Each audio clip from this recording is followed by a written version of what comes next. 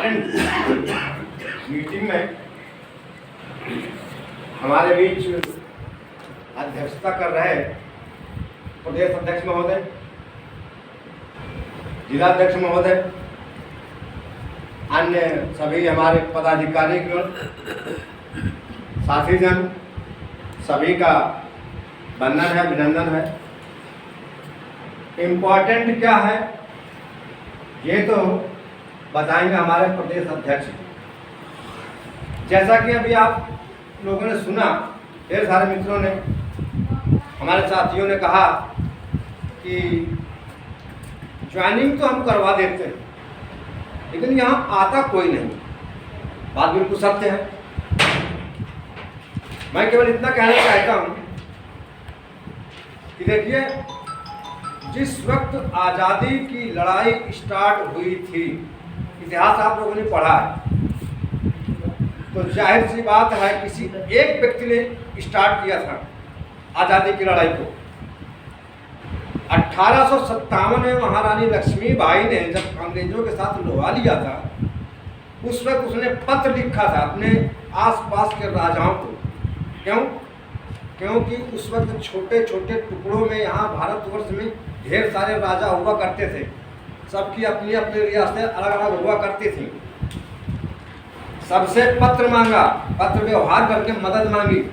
किसी ने लक्ष्मीबाई जी की मदद नहीं किया, लेकिन फिर भी उन्होंने अंग्रेजों से लोहा लेते हुए वीर गति को प्राप्त हुई। उसके बाद देश जागा। तो ये तो इतिहास गवाह है, ऐसा होता चला आया।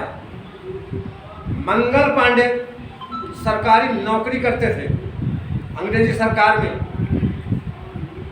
जो चीज़ उन्हें नहीं अच्छी लगी, सभी लोग जानते हैं, कारतूस का मामला था, उसमें सुअर की चर्बी लगी थी, पांडे थे और उसको चलाने के लिए पहले उसके दांत से तोड़ना पड़ता था। उन्होंने उसको इनकार किया। जाहिर सी बात है कि उनके ऊपर झूठा मुकदमा जैसा हमारे आज़ाद जी के ऊपर इस वक्त लगाया गया, इसी तरीके उनके ऊपर भी झूठा मुकदमा लगा दिया गया। उन्होंने तुरंत उससे इस्तीफा दिया और सीधा सीधा एक जिसने टारगेट किया था उसी के ऊपर फायर झोंक दिया। मंगल पांडे जी, उनको भी फांसी हुई। तो कहने का भाव मेरा सिर्फ इतना है कि जब भी किसी कार्यक्रम को या बहुत ही महत्वपूर्ण कार्य को स्टार्ट किया जाता है तो उस वक्त व्यक्ति अकेला ही चलता है। बाद में धीरे धीरे सारे फिर जागृत होते हैं और जुड़ते हैं। ऐसा नहीं है। भगत सिंह अकेले थे क्या? 15 भगत सिंह थे क्या? फांसी होने के बाद जिस तक उनको फांसी हुई कितने लोग थे? राम मुस्लिम 4 लोग थे उस वक्त। इसमें भगत सिंह और राजगुरु थे और एक और थे, 4 लोग थे। क्या उस वक्त आज़ादी के दीवाने सिर्फ यही 4 व्यक्ति थे? ये आप लोग इतिहास से उदाहरण लीजिए। आज यहाँ हम लोग मात्र इतने से लोग बैठे, जबकि ग्रुप में जुड़े हुए कम से कम 300 से ज़्यादा सदस्य हैं, लेकिन यहाँ क्यों नहीं आ रहा है? आएंगे, आएंगे, ऐसा नहीं कि नहीं आएंगे। ये तो रही एक सदस्यता मतलब अभियान से संबंधित थोड़ी सी बात। क्यों नहीं आ रहे हैं? आएंगे। हौसला रखिए, भरोसा रखिए। दूसरी बात, ठीक है, संगठन क्या है? संगठन संग बैठने को संगठन कहते हैं। अगर यहाँ आकर के ऊंच नीच, गरीब अमीर, मूर्ख विद्वान आदि आदि का त्याग आपने नहीं किया तो आपका संगठन में मन लगेगा।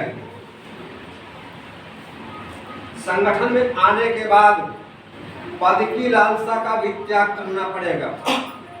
वो तो जिसको मिलना होता है वो अपने आप काबिलियत के हिसाब से मिल जाता है। जो जैसी काबिलियत का इंसान है उसे अपने आप ईश्वर दे देता है, लेकिन इसका त्याग करना पड़ेगा। और सबकी भलाई का जज्बा जिसके दिल में हो वही सर्वोपरि होता है। नंबर 2, ठीक। और सबसे महत्वपूर्ण बात यह है कि हम जिसको जैसा देंगे वैसा ही हमें वो वापस करेगा।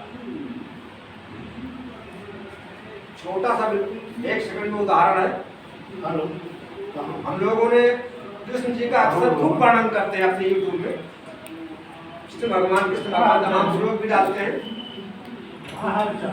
श्री कृष्ण जी जब कालिया के दह में जाकर के उनको नाथा, तो कालिया ने कहा, ये बताइए आप यहाँ क्या लेने आए? उन्होंने कहा तुम दुनिया को जहर बांट रहे हो,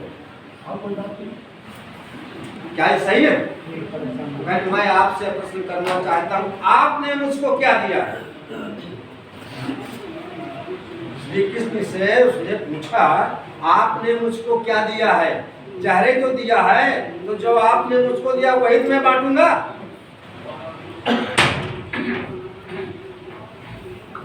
ये होता है। तो कहने का मतलब कि हम अगर दूसरे के साथ जैसा भी व्यवहार करेंगे वो पलट करके हमारे पास वही आता है।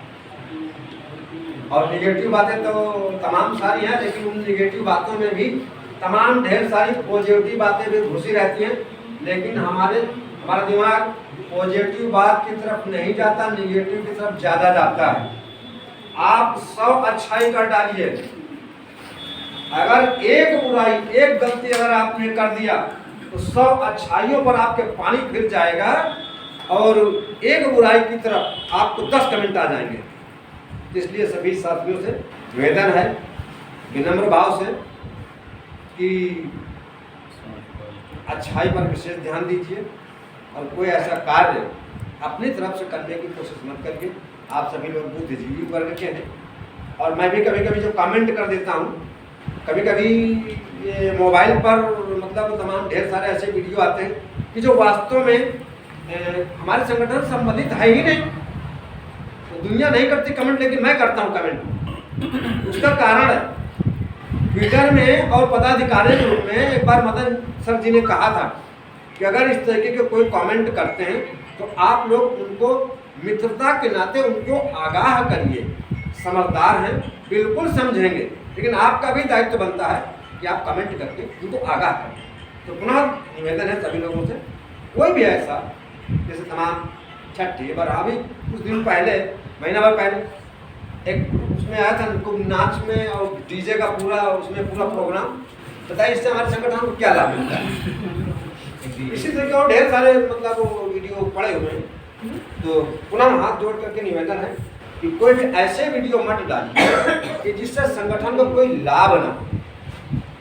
गीत भजन तमाम बोले जाते हैं, उसमें भी अगर संगठन से संबंधित जिसमें हमारे एजेंट भाइयों को मोटिवेशन मिले, संगठन का बढ़ावा मिले, ऐसे गीत भजन शेरो शायरी आप स्वयं के बनाए हुए खूब डालिए और एंजॉय करें। उदास समय की तरफ भी ध्यान लगाए हुए, काफ़ी देर हो गया, उदास समय चाहता है। अब शेष बातें हमारे जिलाध्यक्ष जी और प्रदेश अध्यक्ष जी आपको इम्पोर्टेंट बात वही बताएंगे। अपनी बात को दास से विराम देता है। सबको नमस्कार, प्रणाम, जय हिंद, जय भारत।